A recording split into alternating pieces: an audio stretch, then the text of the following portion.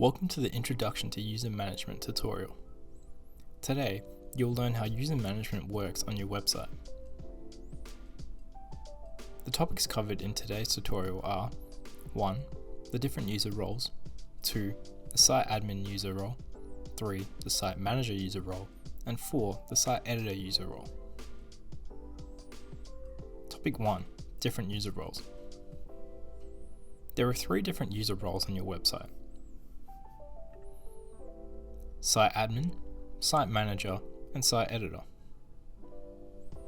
Use these roles to give different users of your website different permissions.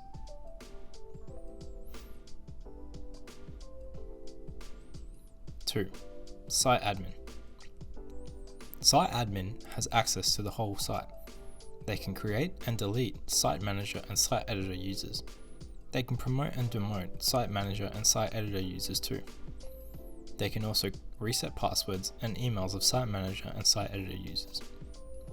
They can also create and edit and delete pages. Topic 3. Site manager. The site manager has access to the majority of the site. They can create and delete site editor users. They can send password and email resets to site editors, and they can also create, edit, and delete pages. Topic 4. Site editor.